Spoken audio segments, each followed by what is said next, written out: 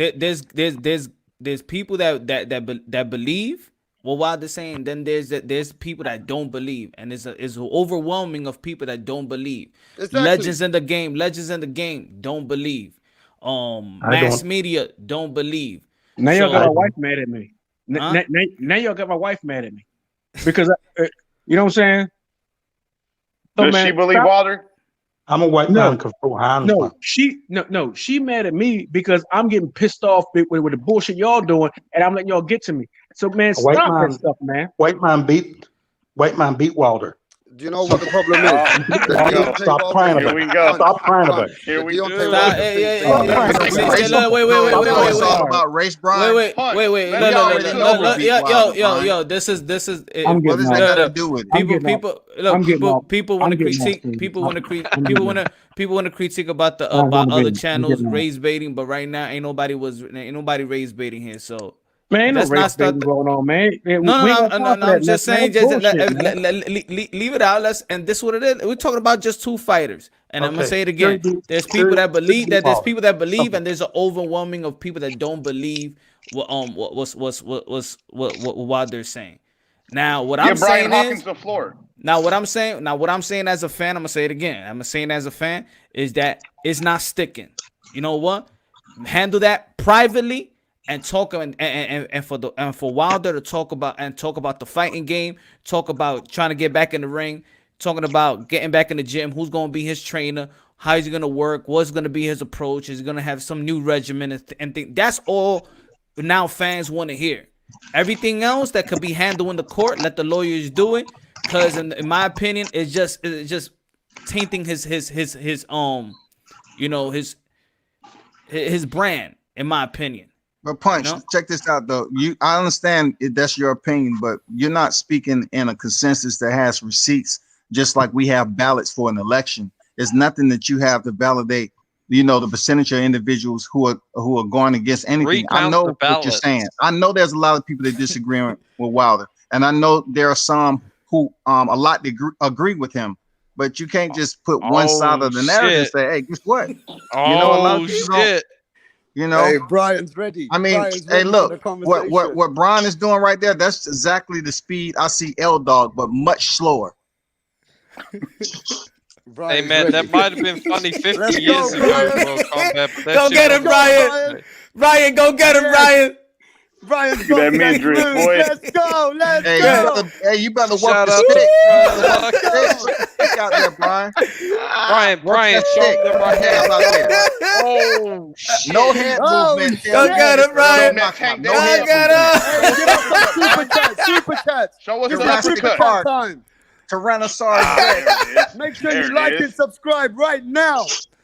Check this out, Punch. Ring IQ. She deserves 500 beans, man. 500 beans. As long as the head's on center, it's there for a target. Good looking out, my brother. Good looking out, man. I'll give it to you, though. What do you think about this conversation?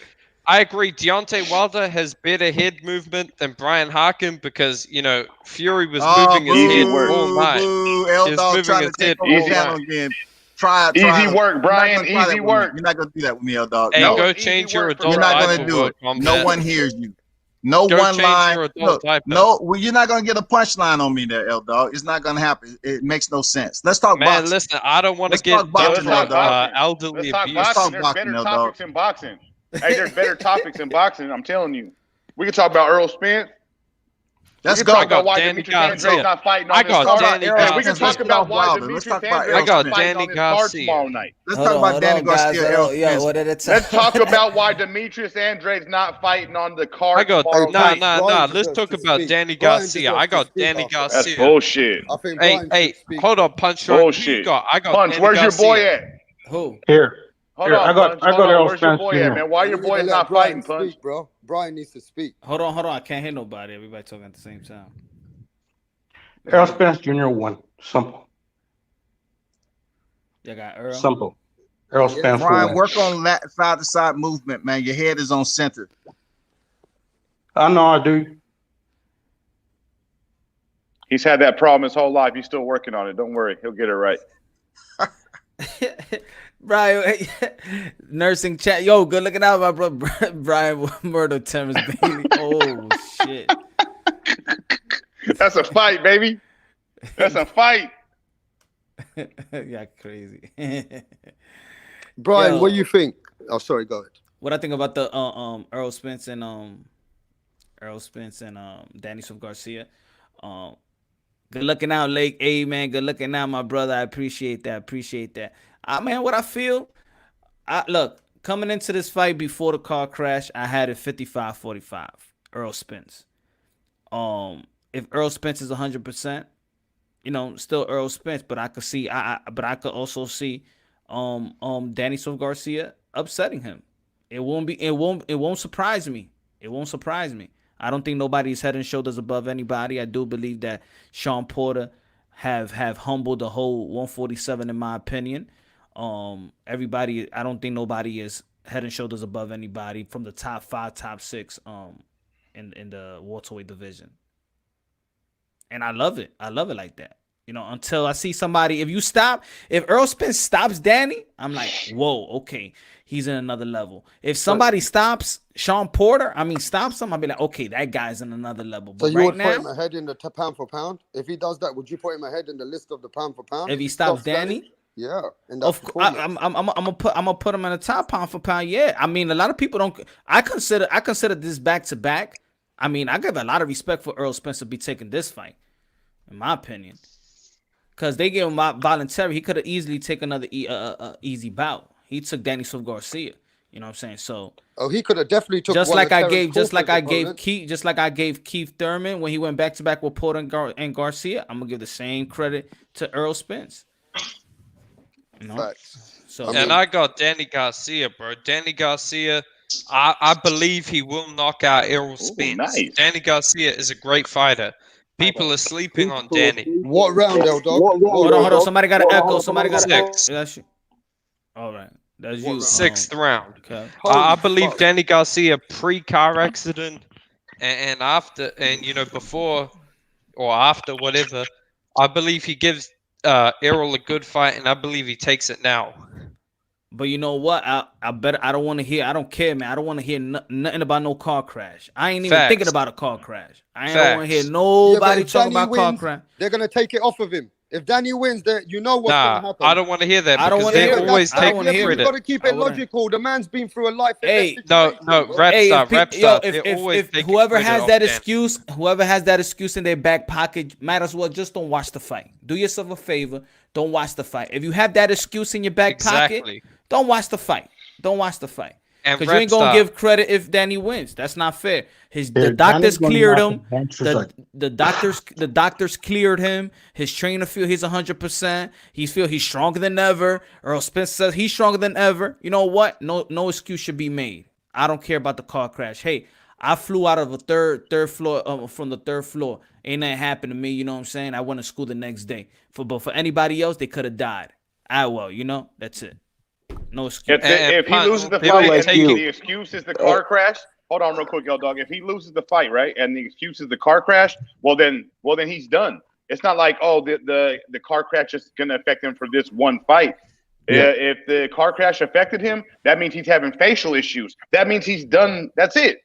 There is no more Errol Spence's career. It cannot be the car crash excuse. That's out the window. No, God, but that's what I mean. Like, why would you say this that his career is done if he loses? Well, no, only if that's the excuse. Only if you're using the car crash as the excuse that he lost. But I'm not saying that Errol Spence is going to use that excuse. I'm talking about the fans, like us, like people. I'm not talking about Errol Spence that's going to use that as an excuse. I'm talking about everybody else. Don't use that as an excuse. Do not take Danny Swift Garcia's glory away if he beats Errol Spence. Don't take it away. Hey, but Punch, they've been doing that Danny's entire career. They've been doing that Danny's entire career. They've been taking credit away from the guys he beats. Danny Garcia has one of the best resumes in boxing, but he never gets credit for it.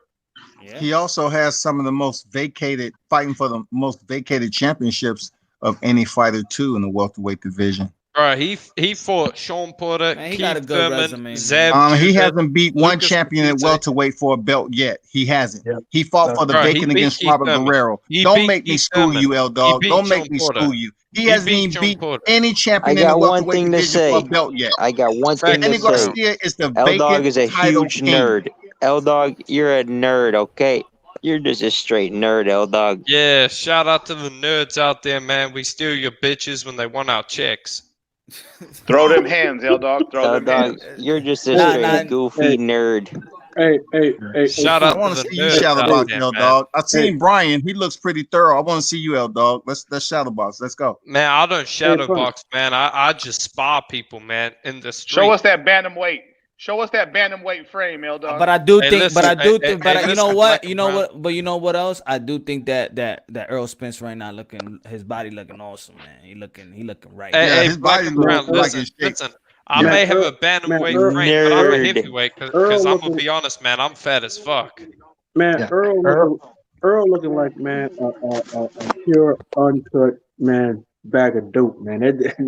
That dude looking like an 8-ball right now, man. Not stepped on. You know what I'm saying? That dude is looking crazy, man. But hey, Punch, man. I don't mean to get, you know what I'm saying? It's the hood in me. There's some dudes talking some stuff in the chat, talking about so and so going to do something to me. Oh. Nah, that's that. Don't pay attention to the comment. Don't pay attention to that. Hey, look, man. Hey, look. So and so and Wash Bailey. Said, hey, look, man. You don't know me. Don't do that. Stop it. Don't do it. See, you know how it is, man. In this airwave, don't they talking about Brian? They talking about Brian, the guy that's right next to you. They talking about Brian. Shadow boxing. They're talking about a fantasy matchup. A fantasy matchup between you and Brian. Say what you want about me. Come say that to my face. I'll knock you, whoever it is. You know. And I'll tell you this, man. Brian.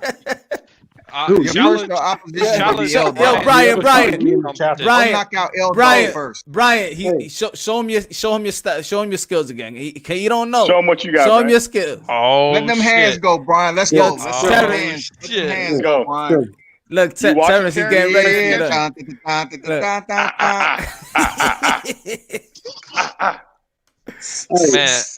This white boy got hands. Tyson Fury's people. Hey, look. I'm not even gonna call him Butterbean. I'm gonna call him Green Bean. Sit your big ass. Yeah, show him, Brian. Go get him, Brian. Show me a little uppercut. Let's go. He got that conviction uppercut. He got that conviction. 2-4. Okay, come to the 2-4. Come and sit down. Oi. Oh shit. Hey, dick to the body, dick to the body, and up top. You know who Brian reminds me of, bro? He kind of reminds me of an Andy Ruiz, bro. He got the fast combinations. I like that. And I like that combo. He's a southpaw. I like that, Brian. Yeah. So a 2-4 would be the left, straight left with an uppercut. Yeah, but hey, well, I'm gonna tell you this. Just like Mike Tyson said, everybody got a plan until they get punched in the mouth. And that's exactly what I'm saying to you, Terrence. Go work, Brian. Go work. Terrence say everybody got a plan to get punched in the mouth. Hey, that's why you got 500 subs in 2 weeks. Bro. I'm like Mirko Krokop, bro. I'm a real fighter, bro. I fight anyone. Show us. Just close your eyes. Close your eyes for a second and imagine me, bro. Somebody called me fat. Just turn your camera on, L Dog, and show us the way Brian. Take your shirt off, Terrence. Look, hold up. Take your shirt off, Terrence. Don't do it, Terrence. Don't let them do you like that. L Dog is a troll, man. Don't do it. Take your shirt off, Terrence. Don't do it, dog. Don't do it. And take your pants off while you're at it, Terrence. Nah, don't do that, T. Terrence, shit. I boxed for 23 years. Terrence. I see you, Terrence. Yo, T, work it out, man. You're like the Terminator, man. Hey, Terrence, flex your arm. Is that Shannon Briggs? I see you, Terrence. There you go. Let's go, champ. Yo, looking like Debo out here, T. Yo, T. You looking like Debo out here, son. Hey, they fucked up. What you got to say now, L Dog? What now?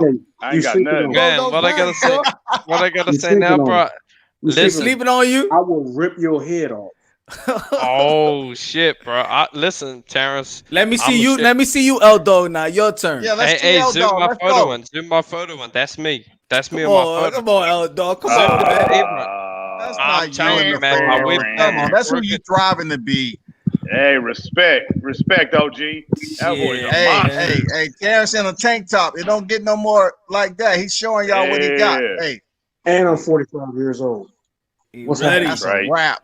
War ready. Right. War What the ready. chat got to say about that? What the chat got to say about that? Zoom my Grown photo man in. strength. That was me. That was me and the Yugoslav wars, bro.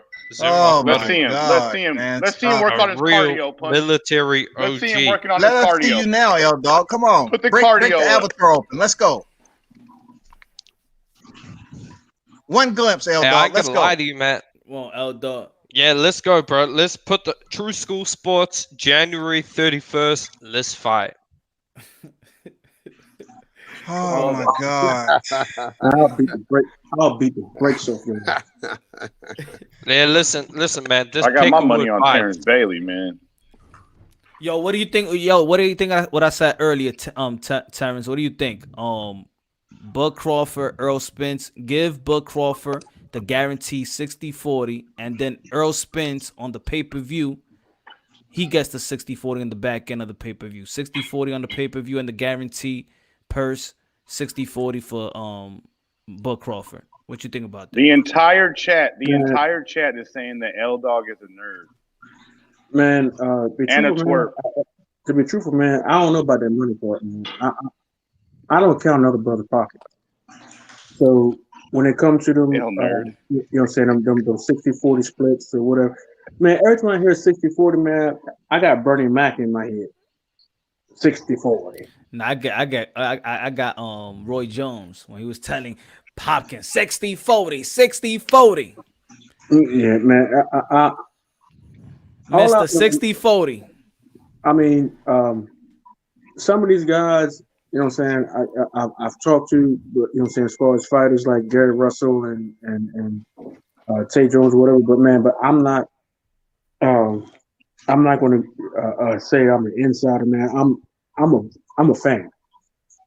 You know what I mean? So when it comes to that money part, you know what I'm saying, I can't spend this money for these brothers, man. And you know what I'm saying, all I get is my money. You know what I mean? And I'm not getting into these guys' pockets like that. You know what I'm saying, well, who should get this and who should get that. And I mean, I will say that, you know what I'm saying, if you got 2 belts and you fight somebody with 1 belt, then you the A side. But as far as, you know what I'm saying, that 60-40 stuff, man, I'm not getting it all. So Teo's the A side versus Tank and whoever. He's the A side against everybody then, right? Nah, he's not At black. 35, I believe he's the A side. Yeah, Who else is the A side at 135? It will be Teo, because Teo, you got Teo got 3 belts, you got 1. Okay. So where was that energy when Triple G was fighting Canelo? Where was that energy? Because I heard a lot of the guys who you support, Terrence, saying, "Oh, Canelo's the A side. Canelo's the A side," or Wilder deserves 50-50 against AJ. Well, you know what? Now that you bring that up, let's back up. Now answer the question. No. Exactly. I'm answering the question. Now that you said that, let's back up. Who brings the crowd to the venue? So here we go. Here we go with the other criterias.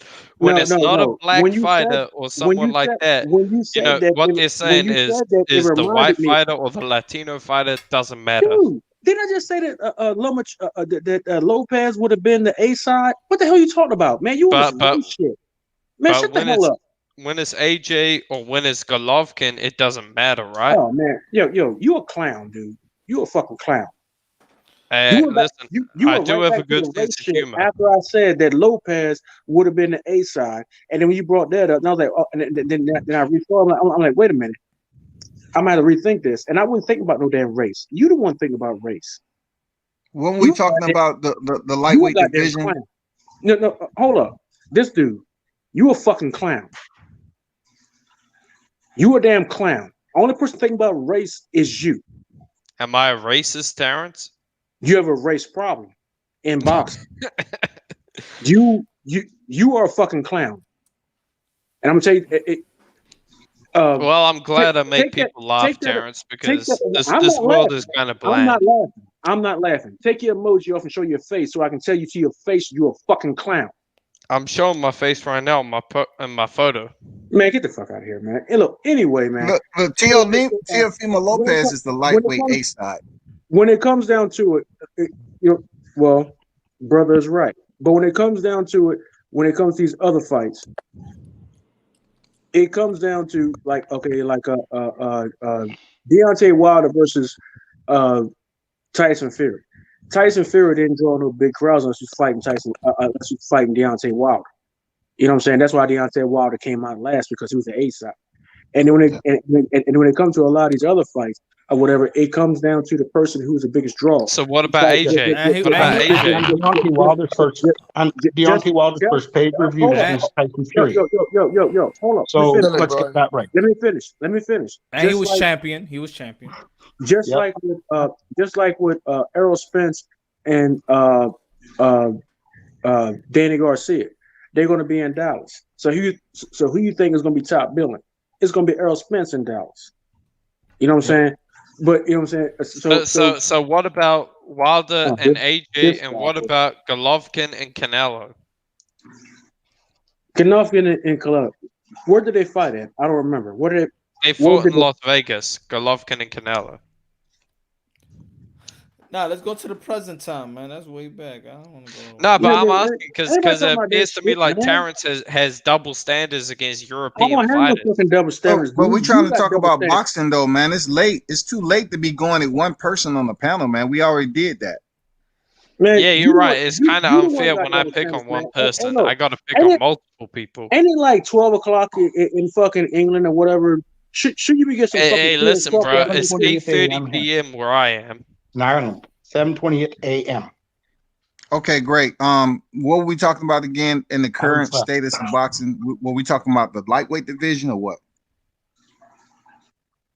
Hey, we're talking about, whatever in boxing. But when it comes to Terrence said, when the guy has more belts, he's the A side. So what I was asking is, why wasn't Terrence and the channels he supporting this narrative when Gennady Golovkin was champion? It seems to me like there's a double standard.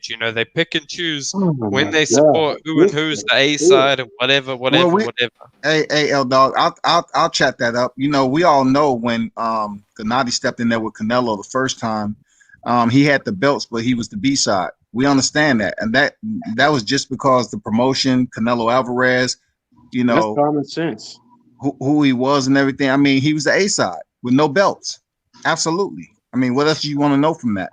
So why is Haney the B side in this fight? I mean, he's got a bigger social media following than Teofimo, right? Let's keep it consistent.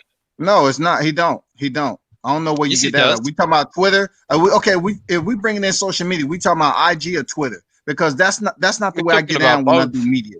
We're not talking about social media following, but I know where you're getting at, L Dog. He is the unified champion. Haney would be the B side. There's no ifs, ands, or buts about it. Okay. Golovkin was the unified champion. Do the zone gives out ratings? No, hold on. Golovkin was the unified champion, right? That's right. That's right. You have to look at the promotion and who was pushing the fight. Let's check the Twitter, World Combat, since you want to talk about Twitter. I said I don't do social media to determine who's bringing in the followers. There's layers to boxing. Okay, so what do you do?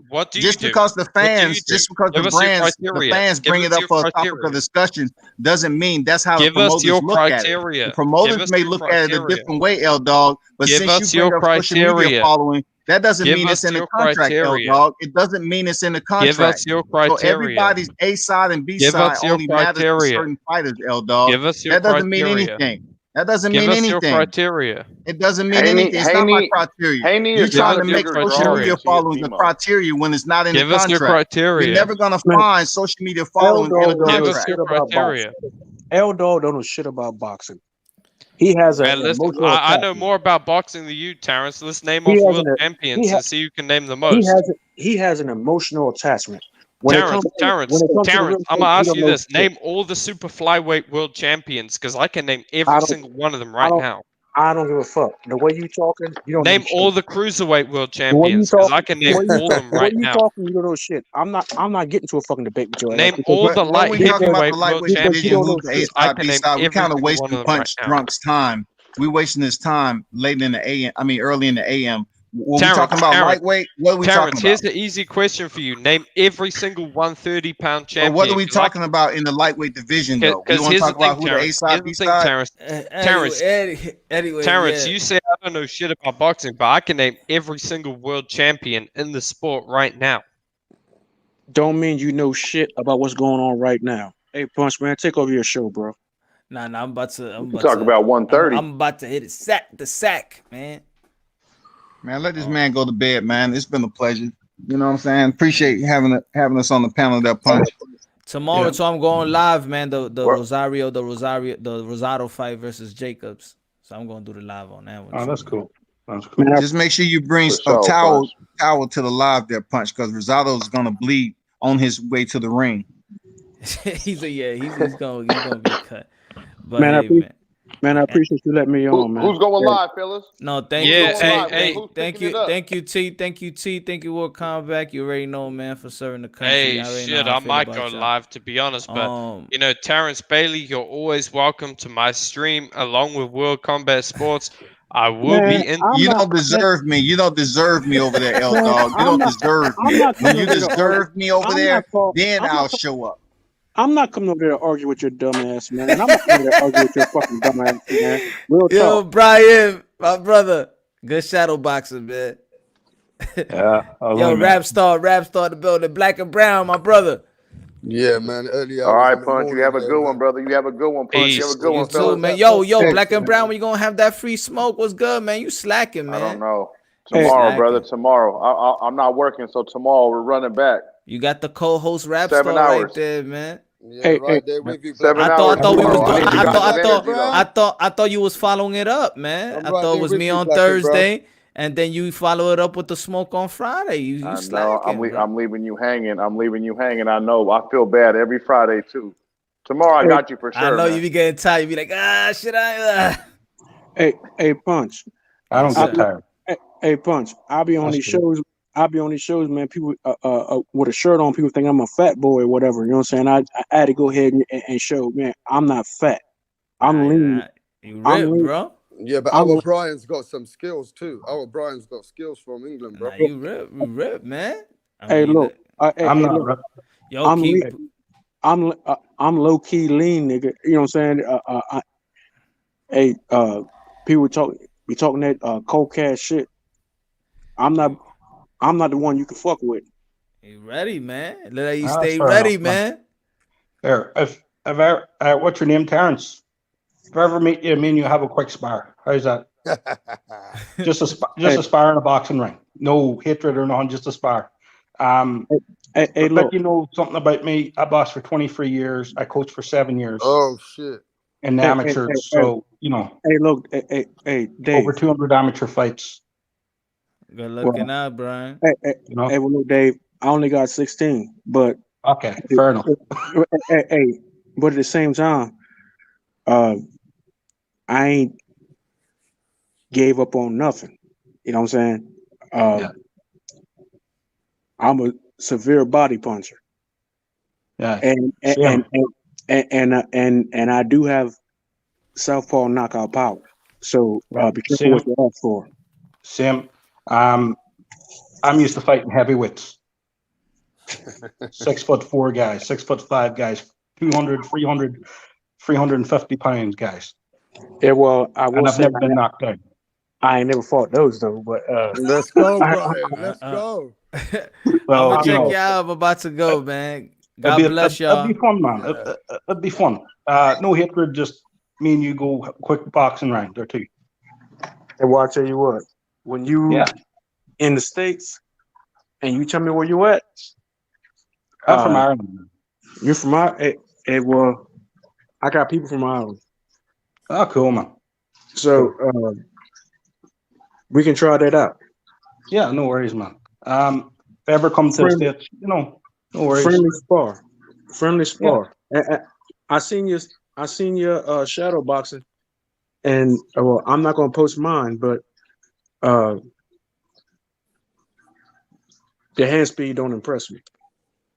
Fair enough. I was going slow though. Oh, but I got good timing. All right, yo, check you out, man. Hey, thanks That's for all having fun, me, man. Punch. It's all fun and games. Thanks for having us. A great show, man. Keep it real here, and hope people don't get in their feelings, man. Keep it real, bro.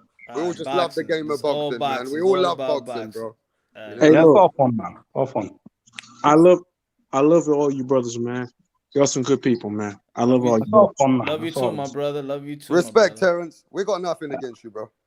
Yeah, I got nothing against y'all, man. You know what I'm saying? It's just talk, man.